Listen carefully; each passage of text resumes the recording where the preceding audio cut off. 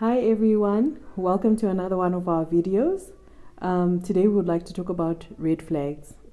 Obviously we won't be talking about all the red flags, but we're just going to talk about some of the red flags that we've probably experienced in our life and that we are just familiar with. So we'll just jump right into it. So the first red flag for me is the nature of the relationship with God. So if it's someone who is like an undercover Christian, or someone who says, I have a relationship with God, but then I don't believe in going to church because those people steal money, or I prefer to just attend church on TV, but they don't want to have an outward expression of their relationship with God. Like they don't want to inconvenience themselves by attending a church service every Sunday, stuff like that. For me, that is a red flag. Like, for me, it speaks a bit about your relationship with God. So I would look out for that. Yeah, that's true. It makes sense to be aligned with someone. The Bible says you should not be unequally yoked. So right from the get-go, the level of spirituality of someone is a key factor that you should look at. In my personal walk, I've always said someone has to be at your level of spirituality or above. You will come through scenarios in life where you are down. You need someone who is at your level or above to sort of lift you up and jack you up when you're feeling low. So you also have to have someone that's aligned with you right from the start. And I don't think it's God's what can I call it? It's God's purpose for you to lift or to be someone's preacher. I just personally feel that right from the start, you kind of have to have someone who either has an inclining for the things of God, and you have to be at the same level. Yeah. Yep. What I would pick as a red flag is within the field. What you should look out is within the field of finances. Finances are very key as you grow to become a married couple. How a person handles their finances is very important. What their stance on regarding living within their means from a financial standpoint, what their take on topics like savings, investments, debt. There's statistics that are used which state that financial problems usually lead to a divorce. So to sort of preempt or to prevent yourselves from walking down that path, I think it'll be key to have just a basic look at someone, how they treat their money, how do they treat debt, how do they approach debt, because that could sink you at a later stage. Yeah, that's definitely a good red flag to look out for. And also, it's important to look at how that person views your money. Like when you're dating, it's still, your money and their money. And it's important to see how, are they in it for the money? That's important for you to see as well. Like, do they have a respect for money? Do they think, okay, you have money, so let's spend it, buy me this, buy me that, Like, love is great, but you also need to look out for those things. Those are red flags. How are you going to handle that when you now have kids and you have a family and you have bills? And how do you handle finances if you need to send money home, if you need to help out family, if, all of those things, you need to be able to pick them out to see if there's any red flags that could become proper issues later on. So I think that's an important big red flag. And also, just to piggyback off of that, if, from a woman perspective, personally, it's a red flag for me if I have to go on dates while we're dating, and every single date I'm paying every bill and I'm paying for everything. I'm not saying he must be loaded, but I'm saying as a man, he should have something in him that also wants to take some kind of financial responsibility, because that speaks towards how your relationship is going to be in terms of finances. Sure. If I have to pay for everything and I have to pay for every meal for every date that we go on, that is a problem. Yeah. If he doesn't have a problem asking me for money, asking me to top him up for airtime or whatever, asking me to top him up for some bills, for me that is a red flag. That is a problem. I'm not saying you must make more money than me. I'm not saying you must be well off. But I'm saying as a man, you should be able to you shouldn't be too comfortable, especially when you're just dating, to feel like you can just, wean me dry. Because for me, that speaks towards how you're going to lead the family, how you're going to be the head of the family, the stuff like that. So, yeah. I think the basis of it is just, does a person live within their means? That's a critical thing to look out for. Yeah. Okay, and then another red flag that would definitely look out for is the way that he or she relates to their family members, their parents and their siblings. That's very important. If they did, like siblings and family and parents don't always get along. Sometimes you have disagreements and stuff. But for me, it's how he or she relates to their parents and family members, even if they are not having, the best time with their relationship at the time. If they're having some kind of disagreement, but if there's if that other person treats their family with any level of disrespect, speaks about their family with any level of disrespect, that's a red flag for me, because that tells me about how you're going to talk, how you're going to view my family, and that is a very hot button issue, and that would be a basis for a lot of fights. If that person cannot respect their own family, they are definitely not going to respect your family. And I'm sure most of us hold our families very close to our hearts, and you never want anyone to insult your family members, and that would be a big deal in terms of when you're married, and that can be a big source of fights. So always look at how he treats his family. No, the family and the relationships is a tricky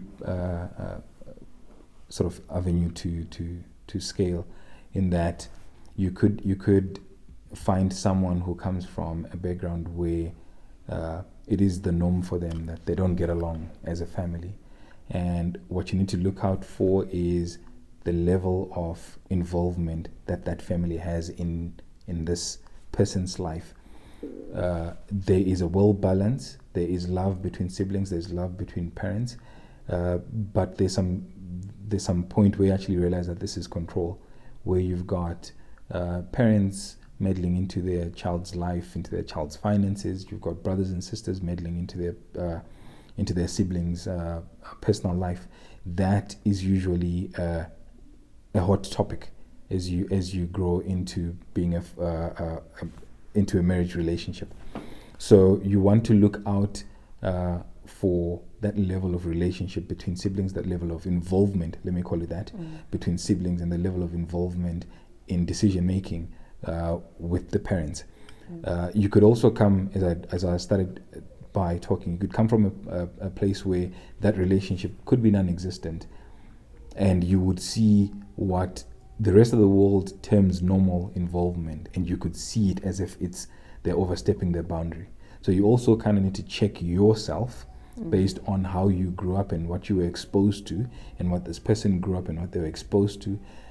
And marriage is all about communication. A relationship is about communication. You need to set a ground and set a boundary to say, this is what we are willing to allow. So obviously for me, looking at how people relate within the families is a red flag. Yep. Is an area that you should look out for red flags. Yeah. The next area I would look into is the friends and the people that someone hangs out with. That is a telltale sign. You are the sum average of the relationships that you have, of the people that you hang out with. There's a snappy quote which says, hang around the barbershop long enough, you're bound to get your hair cut. The people that I hang out with says a lot about who I am and what I'm willing to allow in my personal life. So friends, just having a check on what the friends are like, what it is that they do, what they believe in, that should tell you what your person is like. Yeah, totally. When it comes to friends, like, sayings like birds of a feather, show me your friends and, I'll tell you who you are. Stuff like that is accurate because I feel like whatever your friends are doing, whether it's wrong, if they're doing stuff that doesn't, agree with what I believe, and you hang out with those people, for me, that means you have no problem. You yourself are comfortable in that environment, and that speaks about the kind of person that you are. So yes, I am going to evaluate you based on your friends, because if you were not kin to what they do, you would never be comfortable to hang out in around whatever it is that they do that I wouldn't agree with. So I would definitely look for red flags when it comes to friends. And then the last red flag that we're going to address is about a guy who cannot talk about the future. Like if you are dating someone and he can't, we're in a relationship a year down the line and you still cannot tell me where this relationship is going, or which I believe I'm well within my means and my rights to ask you where this relationship is going if we've been together for a year, and if you can't give me an answer or if you get defensive about it, then to me that ship has already sailed, because it tells me that either one, you were not thinking, when you look at me, you don't see me as marriage material. You don't think that I'm not the one that you want to marry. I'm just wasting your time, because if I'm the one you want to marry from day one, from when we're dating, marriage is on your mind. It should be, because we don't date for fun, we date for marriage. And if you can't give me an answer, that means you never saw marriage in me. Number one. Number two, you are just keeping me parked while you drive other cars or test drive other cars, hoping maybe a faster, shinier car is going to come along while I'm parked over there. And then, when you're good and ready, you're going to come and drive me, which I don't like either. So for me, that just basically means that you just don't see marriage. When you see me, you think that I'm not good enough. I'm not good enough, and you can just park me over there and you can go do whatever you want to do, and you come back and I'll still be there. For a guy who sees value in someone, he has a sense of urgency. There has to be a sense of urgency that, if I don't lock this down now, some other guy is going to see what I see in this woman and he's going to scoop her up. Yeah. There has to be that kind of urgency. If a guy really feels like, oh my gosh, this is it, this is treasure, this is the woman that I want, he won't dilly-dally and waste time around future plans and a timeline, because he'll see the value in you, and he will be worried that someone else is going to see the value in you and scoop you up. Yeah. No, you're spot on there. I think just another element of someone not having future plans, if I got you correctly, would be you were, like you said, unintentional dating. There's no plans with you. B, the person doesn't see you as someone worthy enough to share their plans with, because they don't see you in their future. 3, or C, which is actually much more sad, is probably the person does not have plans or goals, and that's even said. And 4, they actually feel that their plans don't involve you, so why should I tell you? So I think you're right, you're spot on. Someone that doesn't want to share their plans, or that don't want to tell you what their plans are around the plans around the relationship are, and their own personal plans going forward in the future. That should be a red flag. Yep. So that's all we have to share for today when it comes to talking about red flags. Yeah. Until next time. Cool. Thank you.